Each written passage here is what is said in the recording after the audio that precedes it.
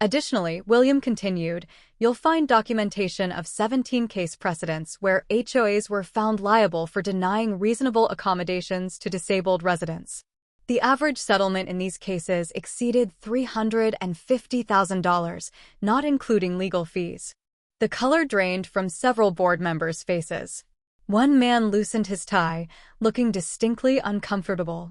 Marshall's composure slipped further. This is nothing but intimidation tactics. Our covenants clearly state.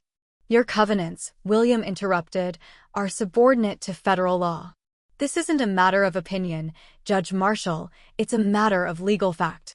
He approached the board table, placing his hands on its surface and leaning forward slightly. The Department of Housing and Urban Development takes disability discrimination cases very seriously. So does my firm. We've successfully represented 32 plaintiffs in similar situations. The room had transformed. What started as a routine HOA violation hearing had become something much more significant. I don't believe Mr. Carter wants to pursue legal action, William said, straightening up. He simply wants his son to be able to navigate safely around his own home, a reasonable accommodation by any standard. One of the board members, a woman who had remained silent until now, cleared her throat. Perhaps we should reconsider this case in light of this new information. There's nothing to reconsider, Marshall insisted, but his voice lacked its earlier authority. That consistency, William replied, is precisely what establishes a pattern of discrimination, legally speaking. You couldn't have provided us with better evidence if you'd tried. Marshall attempted to regain control of the room. The board needs to discuss this privately. This hearing is adjourned until... One moment, Laura interrupted, standing again. Before we adjourn, I think it's important that the board hear the full context of Judge Marshall's earlier statements to young Ethan Carter. She looked directly at me and nodded. I pulled out my phone, tapped the screen, and Judge Marshall's voice filled the room, crystal clear. You think you can play the disability card and get whatever you want? That's not how things work in Willow Creek Estates. As his own words echoed back at him, Marshall's face contorted with fury and fear. He knew, as everyone in the room now knew, that the tables had turned dramatically. That recording is inadmissible. Marshall sputtered, his composed judicial demeanor crumbling. It was made without consent. William smiled thinly. Actually, Judge Marshall, this is a public hearing of record. There's no expectation of privacy, as I'm sure you're well aware. The female board member who had spoken earlier raised her hand tentatively. I think we should take a short recess too. There will be no recess. Marshall cut her off. Perhaps, William interjected smoothly, the board would be interested in some additional information before deciding how to proceed. He nodded to one of his associates, who distributed a second set of folders. The room fell silent as the board members opened these new documents. I couldn't see what they contained, but the effect was immediate. One board member audibly gasped. Another removed his glasses, rubbing his eyes as if hoping the words would change when he looked again. What you're reviewing, William explained, is evidence that Judge Edward Marshall has systematically denied accommodations to disabled residents throughout his tenure as Architectural Committee Chair. Laura stepped forward, taking over the presentation. Case 1. Margaret Evans, age 78, mobility impaired, denied permission for a safety railing on her front steps. Case 2. James Sullivan, veteran with PTSD, denied a privacy fence that his doctor prescribed as necessary for his condition. Case 3. Sophie Lynn, multiple sclerosis, denied a wheelchair-accessible entrance modification. With each example, heads in the audience turned toward Marshall, whose face had gone from red to ashen. In total, Laura continued, we've documented 14 cases where necessary disability accommodations were denied under Judge Marshall's leadership. This constitutes a clear pattern of discrimination under federal housing law. One of the board members, a balding man with glasses, spoke up. Judge Marshall assured us these were all handled according to our bylaws. They were, William confirmed, and that's precisely the problem. Your bylaws, as currently enforced, violate federal law. Laura picked up a final document from her briefcase. But perhaps most concerning is this. She held up a certificate. This is Judge Marshall's certification to serve as an HOA judicial officer, or rather, this is where it should be, because despite serving as your judicial authority for 3 years, Judge Marshall has never completed the state-required certification process for HOA adjudicators. The room erupted in murmurs. One resident stood up, pointing at Marshall. "You told us you were fully certified when you ran for the board." Marshall rose from his seat, face contorted with rage. "This is a witch hunt. I will not stand for it." He pointed toward the door. "Security, remove the Carter family and their attorneys immediately." No one moved. The community security guard, a retired police officer, stood awkwardly near the door, clearly unwilling to intervene. Additionally, William continued, as if there had been no outburst, "Our investigation has uncovered something else the board might find concerning." He nodded to his second associate, who distributed the final set of documents. Financial records showing that Judge Marshall has received consulting fees from Willow Development Corporation for the past 4 years, the same company that built this community and maintains a financial interest in property values. A board member stood up, visibly shaken. "You've been paid by the developer while serving as our judicial officer? That's a direct conflict of interest." Another resident called out from the audience, "So he's been taking money to enforce their standards, even when it violates federal law?" Marshall slammed his hand on the table. "These allegations are completely false. I demand." "They're documented facts," William corrected calmly. "Banking records, payment vouchers, and your own tax returns, Judge Marshall." The atmosphere in the room had completely transformed. Where Marshall once commanded respect and fear, now he faced open hostility from the very community he'd ruled with an iron fist. The female board member stood, her voice steady.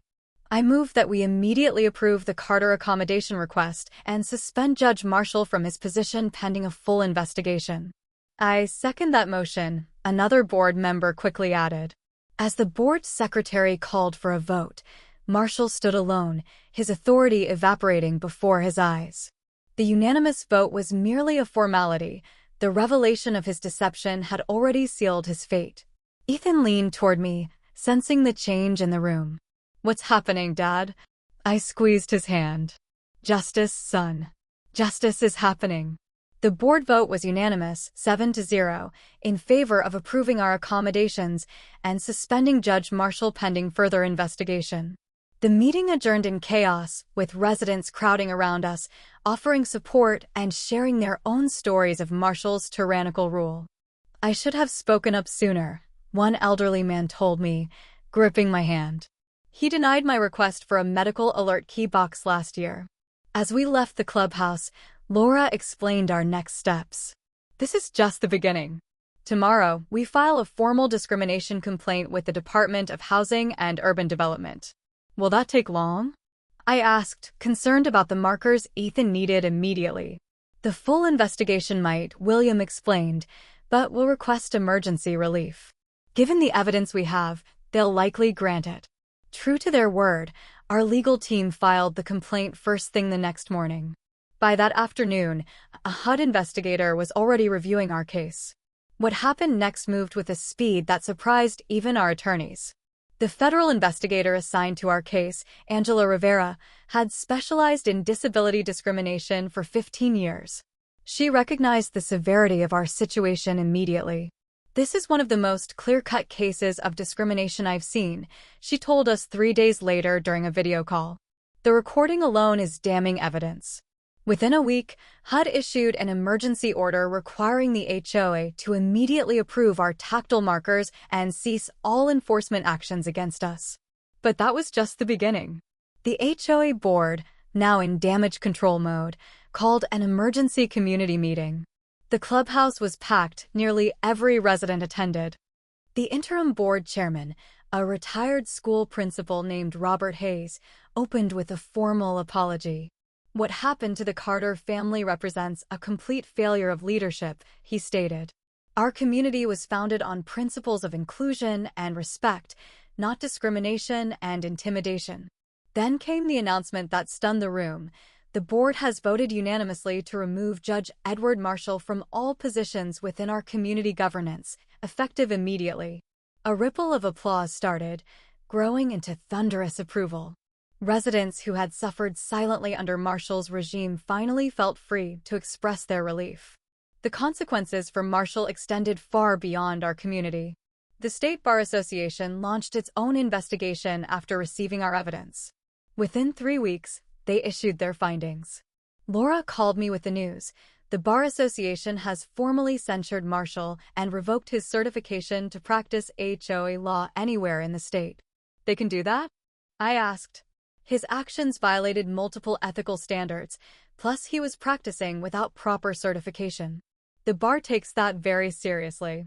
The local newspaper ran a front-page story, "Former Judge Disbarred from HOA Practice After Discrimination Case." Marshall's reputation, built over decades, collapsed in less than a month. The final blow came when 3 other families filed their own discrimination complaints. The HOA's insurance company, faced with multiple potential lawsuits, forced a settlement.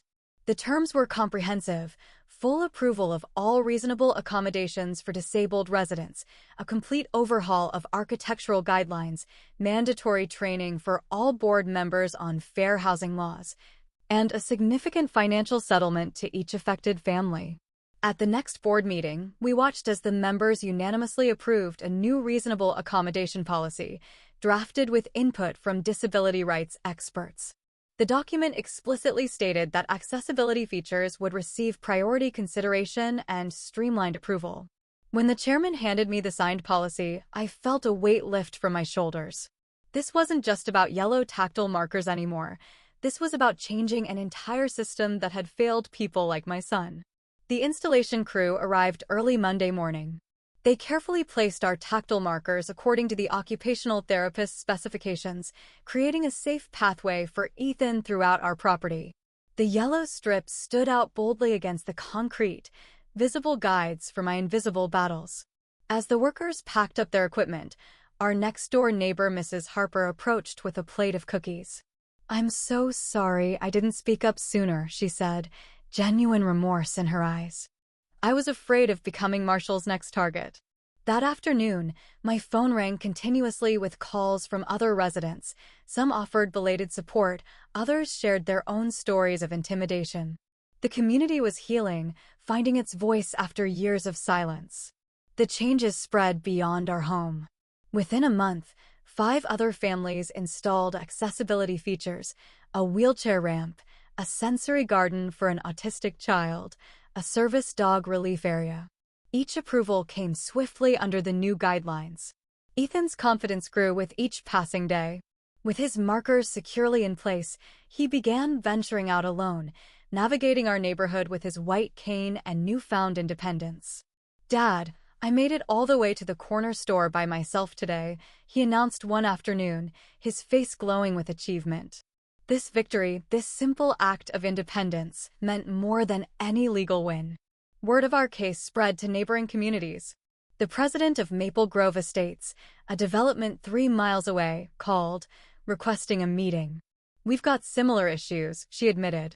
"Could you consult on our disability policies before we end up in the same situation?" Judge Marshall, meanwhile, faced the consequences of his actions. His legal consulting business collapsed as word spread of his disbarment from HOA practice. He quietly put his house on the market and moved away without saying goodbye to anyone. The final letter from HUD arrived 6 weeks after our hearing. It officially closed the investigation, citing comprehensive remediation by the HOA. Attached was a personal note from Investigator Rivera: "Your courage has created lasting change." This case will serve as a training example for years to come. Perhaps the most meaningful moment came during the community's annual summer picnic. Ethan and I were setting up our chairs when Robert Hayes clinked his glass for attention. "Today, we're not just celebrating summer," he announced to the gathered families. "We're celebrating a more accessible, inclusive community, thanks to the courage of Ethan Carter and his father."